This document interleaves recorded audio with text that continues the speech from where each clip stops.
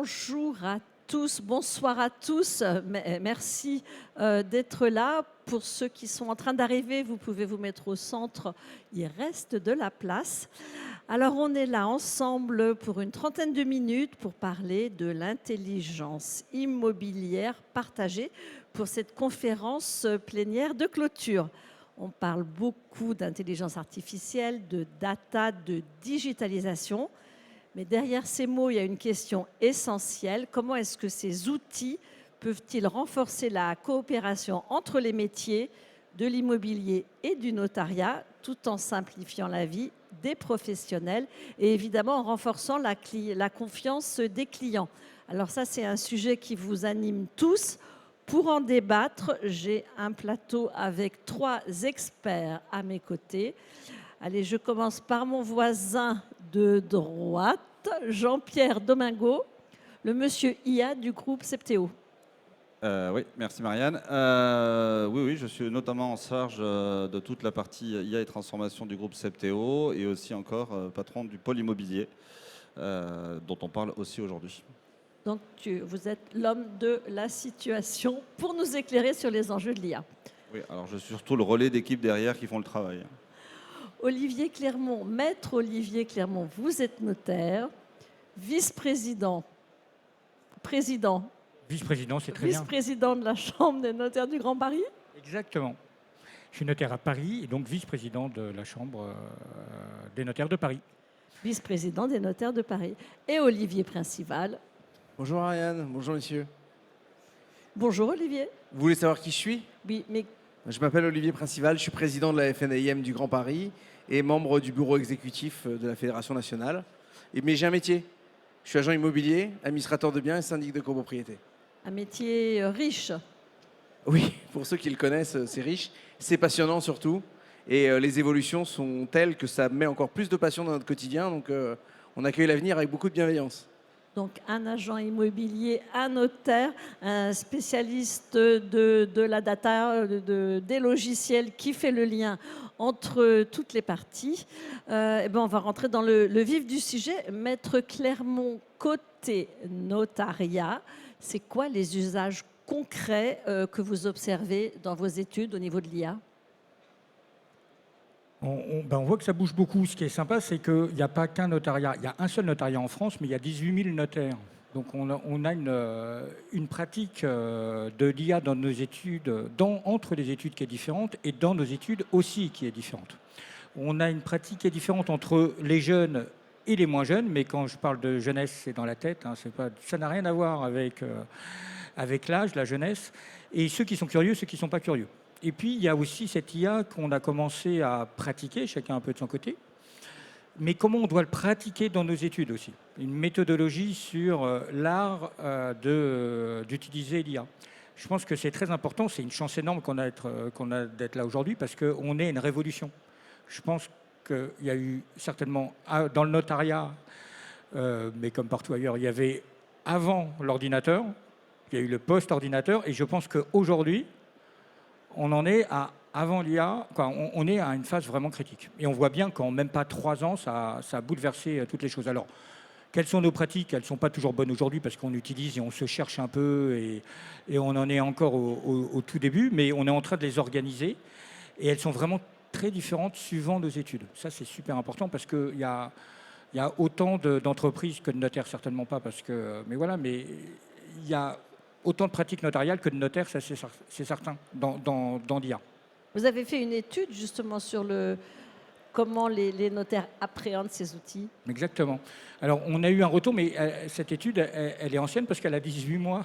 Et en 18 mois, il s'est passé tellement de choses qu'on pourrait dire que les chiffres qu'on a eus étaient dépassés parce qu'à l'époque, il y a eu 600 personnes, 600 notaires qui ont répondu à Paris, et on s'apercevait qu'il y avait 20% de ces 600 notaires qui pratiquaient l'IA de manière professionnelle. Je suis persuadé, et là je ne risque rien, à vous dire que si on fait le même sondage aujourd'hui, on est passé de 20% à 70% assurément. D'autant plus que la Chambre a lancé des formations, non seulement pour tous les notaires, des formations IA pour tous les notaires, mais aussi pour les collaborateurs. Donc on voit bien qu'en 18 mois, les sondages qu'on avait faits à l'époque seraient complètement différents. Et je vais On va s'attacher à renouveler ces sondages, mais maintenant, on va approcher des 100% dans 3 ou 4 mois, j'en suis sûr. Ben, concrètement, vous nous donnez quelques illustrations de comment vos collaborateurs dans les études s'appuient sur l'IA aujourd'hui? Alors, je peux vous parler des collaborateurs, puis je peux vous parler d'une petite expérience que j'ai eue il y a 18 mois à l'étude, où je testais un outil d'IA spécialisé dans le juridique. Là, c'était du juridique pur et dur. Évidemment, je tairai le nom de la boîte. La boîte me dit bah, on a un super outil et tout ça, vous verrez, c'est extraordinaire. Et je lui ai posé une question juridique que j'avais posée à un collaborateur une semaine avant. Donc j'avais la bonne réponse, quoi, j'espérais avoir la bonne réponse. Et j'ai posé la question donc, à cet éditeur de droit juridique qui m'a répondu en 30 secondes et qui m'a donné la bonne réponse. Alors, j'ai interrogé ChatGPT, qui m'a donné la bonne réponse aussi, mais en 30 secondes. La différence, c'est qu'avec le premier, j'avais des sources, j'étais sûr de la chose, en tous les cas, je pouvais les vérifier. Avec ChatGPT, je ne pouvais pas, et j'ai interrogé mon collaborateur pour lui demander combien de temps il avait mis pour me trouver la réponse et même pas me la mettre en forme. 2 heures. Pourtant, il sortait de Dauphine et tout ça. Ça, c'était il y a combien de temps? Ça, c'était il y a 18 mois, c'était en juillet 2024. Aujourd'hui, ChatGPT est capable de donner la source si vous la lui demandez? Alors, aujourd'hui, ChatGPT va me poser la question, mais alors là, je vais parler en notaire. Un notaire, c'est souvent français, à Paris. Et je vais vous dire, on pourrait parler du chat et pas que de ChatGPT, d'ailleurs. Hein. Je pense qu'on a une start-up qui est extraordinaire en France, et j'encourage d'ailleurs tous nos éditeurs à utiliser plutôt Mistral. Que, ça, c'est parce qu'on est en France. Hein, mais voilà, il faut cette souveraineté-là, il faut l'avoir. Il y a un salon Made in France à côté. Voilà, on y va. Donc aujourd'hui, pour répondre à la première question, qui est comment les collaborateurs l'utilisent, si on n'organise pas dans nos entreprises la méthode de travail, tout le monde l'utilise n'importe comment. Okay, donc notre boulot de on est chef d'entreprise, on a des réponses à donner. Je crois qu'il faut avoir deux types d'outils. Des outils pratiques d'analyse de pièces, de transmission de pièces, ça c'est important, parce qu'on gagnera énormément de temps. Aujourd'hui, tout est beaucoup plus compliqué en France, malgré le choc de simplification. Donc il faut utiliser des outils qu'on doit pratiquer au quotidien avec d'autres professions. Et puis il y a des outils vraiment juridiques qui doivent être spécifiques, mais qui doivent être contrôlés. C'est-à-dire qu'on ne pose pas des questions juridiques à ChatGPT. Non, on ne pose pas des questions juridiques à ChatGPT. Ce n'est pas possible. Il faut être professionnel et on vérifie la chose. C'est très important qu'on forme nos collaborateurs. Pourquoi ? Parce que moi, aujourd'hui, je crois être capable de trouver des erreurs, les hallucinations de notre IA. Je ne suis pas persuadé qu'un jeune de 23 ans soit capable de trouver la chose. Et ça, c'est très important. Alors, il y aura peut-être un petit moment où ces jeunes, s'ils sont curieux, pourront former les plus anciens sur l'IA. Mais ça ne va pas durer longtemps. Hein. Ça va durer 1 an ou 2, même pas. En attendant, pour nous, juristes, je crois qu'il faudrait être encore meilleur juriste. C'est-à-dire que les connaissances juridiques, il faut que la base, elle soit excellente maintenant. Et ça va nous ouvrir des champs extraordinaires et nous ouvrir à plein de choses auxquelles on ne pensait même pas. Et nous faire gagner énormément de temps, assurément. Ça, c'est pour sûr. la rédaction des actes, parce qu'il y a un enjeu de sécurité en plus. Vous avez raison, c'est pour ça que j'ai une petite préférence pour ce qui me dit rester en Europe.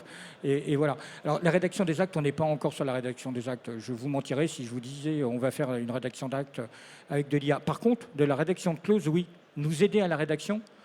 Oui, le grand stress, c'est toujours la page blanche quand tu pars de zéro. Là, t'as quand même, tu peux, si tu interroges ton IA, tu peux avoir une clause et tu peux évidemment la corriger et il faudra l'amender. C'est une certitude. Ça change beaucoup. Après, il faut qu'on l'organise dans nos entreprises. Merci. Olivier, côté agent immobilier, syndic, ADB, avec tes multiples casquettes, tes usages de l'IA au quotidien? Alors moi, sur les usages de l'IA, j'ai commencé d'abord par traiter de la photo, vider des pièces quand il y avait du mobilier. C'est venu remplacer des applicatifs qui existaient. J'ai commencé à utiliser ChatGPT pour faire des résumés de documents. Mais j'ai toujours mis en face la contradiction. Je refaisais une interprétation moi-même pour vérifier le contenu. Parce que l'avantage d'une IA, c'est que vous pouvez lui dire de me faire une démonstration en blanc, une démonstration en noir, elle est capable de le faire. Donc en fait, on peut faire voir tout et son contraire. Néanmoins, là où on a du vrai gain de temps, c'est sur les comparaisons de documents. Il y a un exemple très parlant. J'avais demandé à un des services à la FNIM de comparer le résultat annuel du registre des copropriétés pour comparer les données d'une année avec une autre.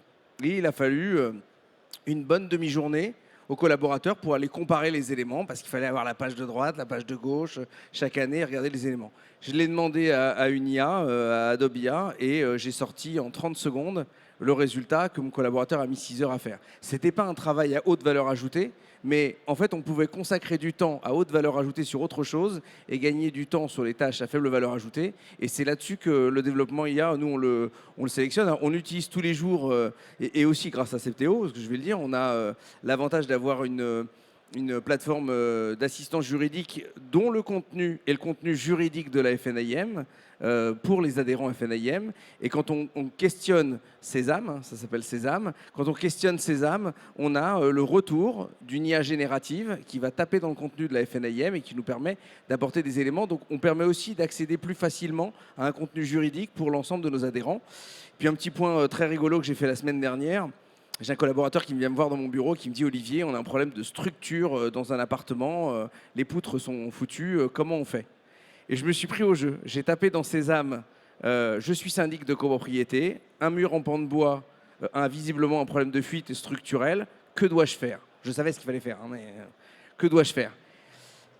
La réponse dans Sésame, elle était bluffante parce que ça alliait du juridique et du pratique. J'ai tapé la même chose dans le chat GPT, j'avais exactement la réponse. Et moi, en tant que professionnel, j'aurais donné le même résultat. Donc en réalité, on peut le voir aussi dans l'accompagnement des équipes pour être un élément rassurant dans leur quotidien, pour avoir une bonne pratique, une bonne méthodologie.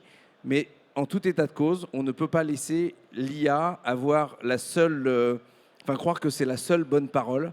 Ça doit nécessairement être contrôlé. Moi, depuis que ChatGPT raconte n'importe quoi, je ne fais rien sans afficher les sources et je vérifie toujours parce qu'il n'y a rien de pire que de recevoir des correspondances blindées de génération d'IA automatiques qui sont ni faites ni à faire. Mais en tout cas, il faut le voir comme un gain de temps, un vrai gain de temps. Sur le terrain, au niveau des agents immobiliers, quel pourcentage n'utilise pas l'IA aujourd'hui ? Alors, est-ce qu'il y a encore des gens qu'on qui pas de ne tenir se servent pas de ChatGPT ? Je pense qu'aujourd'hui, cette part d'agences qui n'utilisent pas l'IA est extrêmement faible. Elle va se réduire et tous ceux qui n'utilisent pas un moteur d'IA dans quelque chose, il y a autant d'IA que d'outils, on le disait tout à l'heure, vont louper le train en marche. Tout à l'heure, je l'évoquais, pour moi, l'apparition de l'IA, c'est comme l'apparition d'Internet. C'est une espèce de deuxième phase. On a changé nos usages et on a changé la vitesse de transmission d'informations quand on a eu Internet. De la même façon, avec l'IA, ça va encore plus vite. Et maintenant, on a les clients qui nous disent « Ah oui, mais attendez, ChatGPT m'a dit que merci de vérifier ce que vous nous dites. » On ne va pas commencer à vérifier ce qu'on raconte. Donc, aujourd'hui, les agences immobilières s'en saisissent. Il n'y a pas une chambre FNIM en France qui ne réunit pas les professionnels en faisant des formations IA. C'est extrêmement demandé par les professionnels, parce qu'il y a une volonté de se dire qu'est-ce que c'est, comment je peux m'en servir, comment je gagne du temps, comment j'améliore mon activité grâce à ça. Et il y a une énorme appétence, et je crois qu'on n'a jamais vu autant de monde au Rent cette année, et il y a un rebond par rapport à l'année dernière encore. Donc je pense qu'aujourd'hui, les résultats sont là, hein. Tout le monde est dans le train, donc allons-y. Jean-Pierre, quel regard tu portes, toi, sur la maturité de l'IA ? Parce qu'on a parlé de l'usage dans le notariat, dans les agences immobilières au quotidien, on a parlé des limites. Quelle est ta vision ? Elle est un peu différente parce que pour le coup, nous, on est dedans et notre job, c'est de construire des solutions IA. Et aujourd'hui, les IA, elles ont atteint un vrai niveau de maturité, puisqu'aujourd'hui, on sait les entraîner, les tuner, les contrôler, les sommer. Il faut savoir que les IA maintenant travaillent avec d'autres IA pour que, notamment quand on lui pose une question, on peut utiliser une autre IA qui, elle, est réglementaire et qui va vérifier ce que dit l'IA pour venir confirmer que la réponse, c'est la bonne ou pas.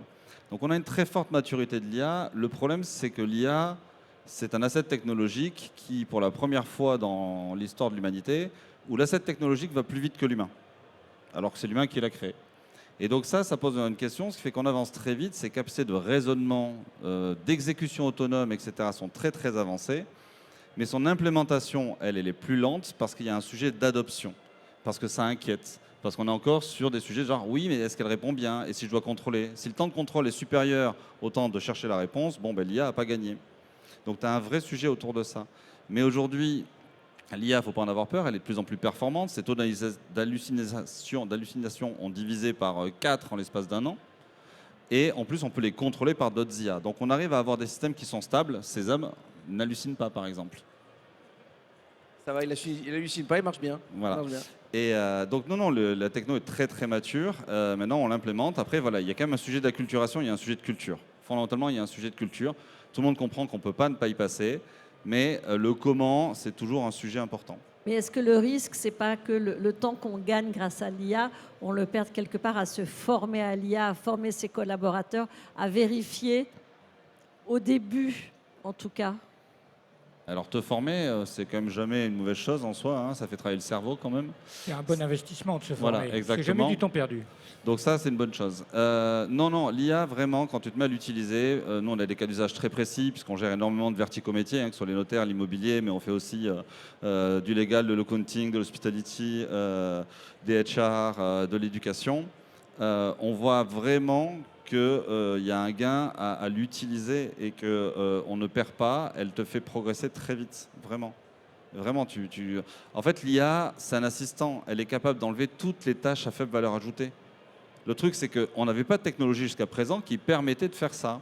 Donc, on avait des outils et il fallait tout faire. Et on fabrique des outils depuis des années, on les met à disposition des clients, on les améliore avec eux, mais on doit toujours tout faire. Clic, clic, clic, clic, clic, clic, clic. Aujourd'hui, il n'y a plus besoin. L'IA est capable de comprendre le contexte, d'agir de manière autonome, avec toujours un système qu'on appelle le human in the loop, c'est-à-dire que l'homme est toujours en train de contrôler chaque étape. En fait, on arrive dans un monde où, en effet, je suis d'accord, on doit être de plus en plus expert, et où l'IA va être capable de gérer toutes les tâches où l'intelligence est réellement faible dedans. Alors, comment on articule l'IA sans compromettre la sécurité financière, juridique dans les métiers de l'immobilier? La sécurité, l'idéal, c'est de travailler avec du souverain, par exemple, travailler avec Mistral, ce qu'on fait nous aussi, c'est d'avoir des architectures souveraines, hébergées en France, pilotées par, c'est le cas chez Septéo, où on pilote nos propres infra, nos propres GPU, ce qui va nous permettre de garantir que la donnée, elle est bien chez nous, qu'elle est bien tradée, qu'elle est compliant, qu'elle respecte le RGPD.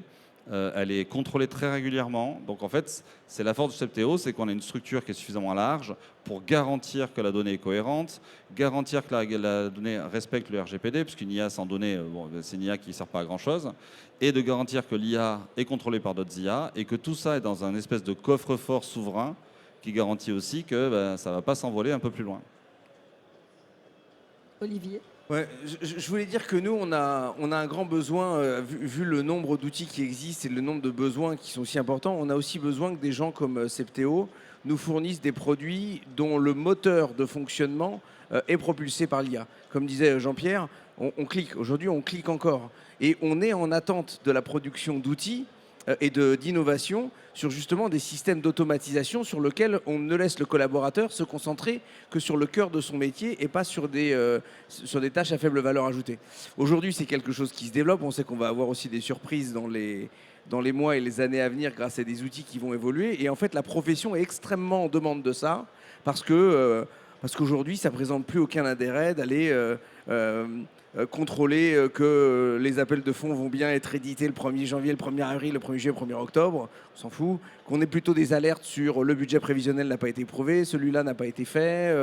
Il y a tellement de lectures qu'on peut faire de la donnée avec tout ce qu'on a dans nos machines qu'en fait, on attend juste que la plateforme d'IA soit capable de nous simplifier le parcours complètement et qu'on ne consacre que le temps nécessaire aux clients. Et juste pour compléter le sujet, je le disais encore tout à l'heure, rien qu'un agent IA conversationnel, pour ne perdre aucun lead, aucun client, aucune demande, et faire en sorte qu'on puisse avoir juste la transmission de l'information qu'on aurait pu louper parce qu'on était déjà dehors, parce qu'on était déjà qu'un client, ça me semble être essentiel. Donc aujourd'hui, demain plutôt, une boîte qui ne travaillera pas avec des outils qui permettent de consacrer 100% de son temps à la relation client ou à l'expertise terrain, et qui ne travaille pas avec des agents conversationnels et des outils qui sont complètement montés avec de l'IA pour faire le travail tel que le professionnel l'attend, ce sera une entreprise qui n'aura pas pris le train en marche et qui s'écroulera. Justement, je profite que mon président soit là. La première fois qu'il nous a parlé d'IA dans le groupe, Il a dit une phrase assez intéressante. Il disait dans 10 ans, enfin 5-10 ans, on ne savait pas. Il disait le rôle de l'informatique de demain, du logiciel, c'est de s'effacer. C'est de s'effacer derrière le client. C'est-à-dire en fait, vous soyez focus sur vos clients et pas à traiter un logiciel derrière un ordinateur. Et donc là où ça devient très intéressant sur l'IA, il faut bien comprendre, l'IA aujourd'hui, on vous en met un peu partout et ça fait gagner du temps. Mais l'IA de demain, elle sera proactive. Vous n'aurez même plus besoin de l'interroger. Elle sera elle-même à agir pour vous, à faire le travail en amont. Et c'est ça toute la révolution qui va arriver. Alors maintenant, Ce qui est certain, c'est que, alors, je pense que les professionnels l'utilisent et ceux qui l'utilisent aussi, ce sont nos clients. C'est-à-dire que si nous, on n'utilise pas ces outils-là, déjà nos clients utilisent l'IA. Moi, régulièrement, le client, quand il vient me voir, il a maintenant déjà posé sa question à l'IA. Et ce n'est pas obligatoirement des très jeunes, hein, ça peut être des un peu plus âgés, mais s'ils sont un peu curieux, ils ont posé la question. Et ils viennent vérifier auprès de nous parce que l'assurance c'est quand même la nôtre, c'est celle, voilà, l'écoute, elle est là, et le responsable, ce sera toujours nous. On ne pourra pas se plaindre d'une mauvaise réponse de l'IA, par contre, on pourra se plaindre de la mauvaise réponse du notaire ou de l'agent immobilier. et les clients utilisent l'IA pour l'estimation, pour avoir des informations juridiques, pour les travaux. Enfin voilà, les usages sont variés dans le domaine de l'immobilier. Maintenant, comment est-ce qu'on appréhende l'IA pour fluidifier les relations entre les notaires et les professionnels de l'immobilier? Tu veux que je commence ou c'est à eux que tu poses la question? Je pense qu'on a encore besoin aujourd'hui d'ouvrir plus de systèmes communicants entre les notaires et les agents immobiliers, mais on utilise déjà des outils qui, au stade, nous, de l'avant-contrat, nous permettent de téléverser le dossier entre les mains du notaire qui va faire la finalisation du dossier et sa concrétisation. Là où on a besoin, c'est surtout de mapper des champs pour qu'on évite la ressaisie, parce que c'est vrai qu'aujourd'hui, on envoie un dossier, mais le notaire est obligé de ressaisir les éléments. Donc on a un gain de temps qu'on peut opérer comme ça pour tous se consacrer à autre chose, c'est-à-dire réduire les délais entre la signature du compromis et l'acte authentique, une fois qu'on a passé le délai de préemption urbain, le droit de préemption. Mais je pense qu'on a aussi des pouvoirs publics qui doivent se saisir de ce sujet, parce que je vous rappelle que depuis quelques années déjà, les actes sont électroniquement transmis au bureau des hypothèques pour l'enregistrement, à la publicité foncière, mais on a toujours 6 mois, 1 an de décalage avant que les informations de transaction apparaissent dans les relevés de propriété qui sortent des impôts. Ce qui est quand même assez hallucinant, c'est-à-dire qu'on a mis en place des procédés pour gagner du temps et c'est toujours pas efficace ou applicable. Donc il y a un gros travail pour emmener tout ce monde-là. Moi, j'ai toujours beaucoup travaillé avec les notaires parce que chacun étant à sa place, on a tous notre valeur ajoutée dans notre parcours.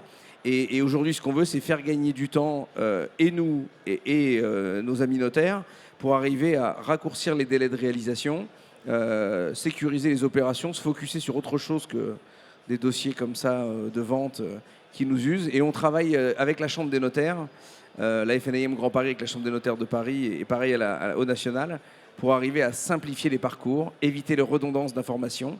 Mais on ne pourra pas le faire si les outils qui nous permettent de communiquer entre nous ne sont pas aussi unifiés et calibrés pour ça.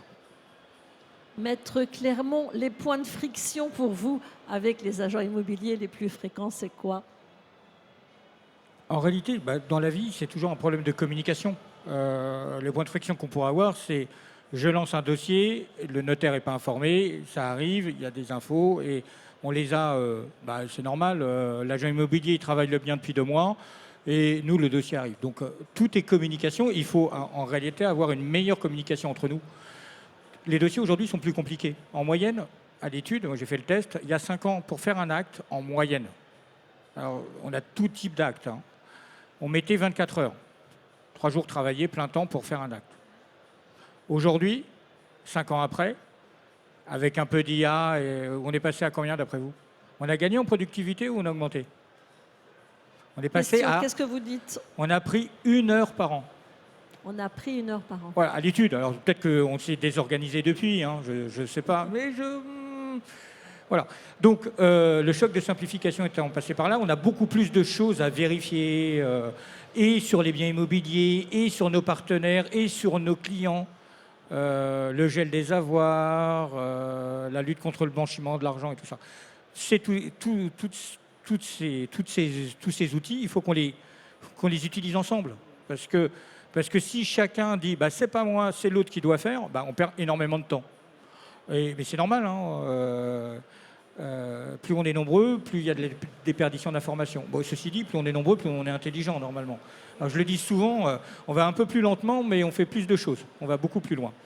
Donc ce qui compte, c'est que la communication, elle soit plus fluide. Et donc on attend de vous, Septéo, de nous aider à mettre en relation un peu les notaires, mais presque en amont, parce que malheureusement, souvent on génère de la frustration, nous notaires, parce qu'on nous dit, ça y est, j'ai trouvé l'acheteur, le comprimé, on est prêt à le signer, soit on le signe à l'étude, mais si on nous l'envoie, bah, nous on va tout checker, on va repartir presque de zéro. Et donc, bah, alors que on travaille le bien depuis un mois, depuis 2 mois, on a trouvé l'acheteur, on est content, hop, ben non, le notaire, il va recommencer tout à zéro et repartir. Donc une meilleure communication, mais même en amont, c'est-à-dire qu'il suffit de dire, bah, je vais mettre en vente ce bien, ça vous intéresse d'avoir le dossier avant, pour avoir les PV d'AG, des trucs comme ça, pour me dire si je peux le mettre en vente, et voilà. Et pour ça, il faut qu'on ait des outils pour travailler ensemble.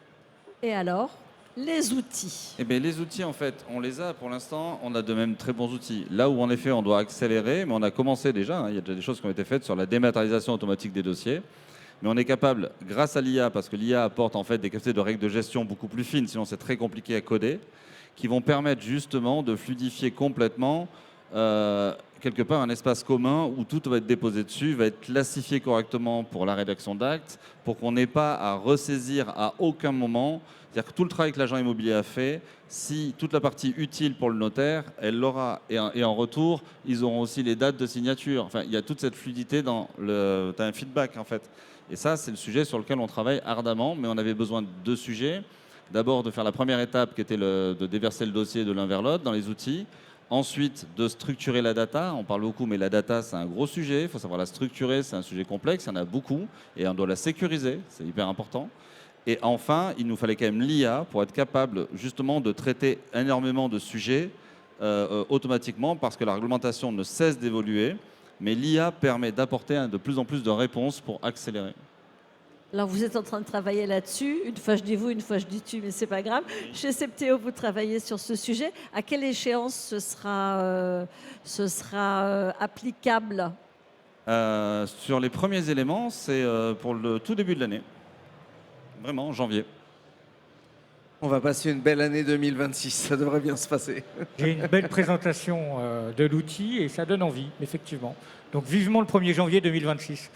Bon, alors, il nous reste quelques minutes pour conclure. Si vous aviez un conseil, une idée à mettre en avant, un levier pour avancer mieux, plus loin, ensemble, Olivier? Moi, je pense qu'il faut juste qu'on se mette autour d'une table en exposant nos priorités et notre capacité à construire et à simplifier ensemble. Et cette discussion derrière, transformée technologiquement par un opérateur comme Septéo, ça me semble être la façon avec laquelle on doit travailler pour avancer. Et souvent, on travaille l'un à côté de l'autre. Parfois, on arrive à construire des choses ensemble, mais on n'en fait pas assez. Et aujourd'hui, il y a beaucoup d'initiatives qui sont intermétiers, qui se mettent en place, ou intersyndicales. Et c'est comme ça qu'on doit faire, qu'on doit avancer, qu'on doit poursuivre l'effort. Et on arrivera, avec des opérateurs comme vous, Jean-Pierre, à faire évoluer les choses. Maître Clermont. Il vaut mieux construire des ponts que des murs. Donc, construisons un pont pour travailler entre nous et voilà, quoi, pour que l'information soit plus fluide. Et c'est déjà le cas, mais ça va s'améliorer obligatoirement puisqu'on va utiliser de plus en plus avec cette vérification qui est faite par les outils. Ça va être beaucoup, beaucoup plus simple. On ne pourra pas dire qu'on n'a pas vu des choses. Parfois, on peut rater des trucs. Plus on est nombreux, moins on a une probabilité de rater. Mais avec les outils qu'on a aujourd'hui, ça va être compliqué de rater des... voilà. Et donc, on va bien travailler ensemble.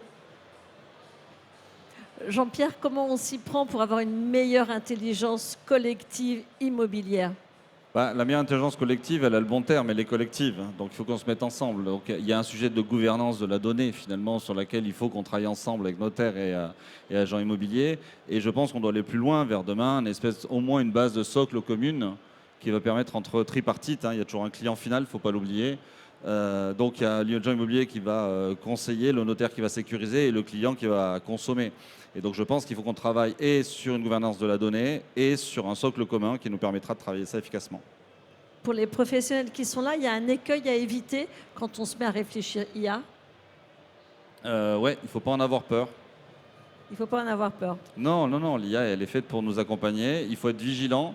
L'IA, c'est juste, globalement, vous allez devoir devenir de plus en plus expert de votre métier parce qu'on vous enlèvera tout ce qui est pénible. Être clairement. Oui, il faut continuer à être curieux. Voilà. Et la curiosité, quand on est curieux, on n'a pas peur. Donc je partage l'opinion de Pierre.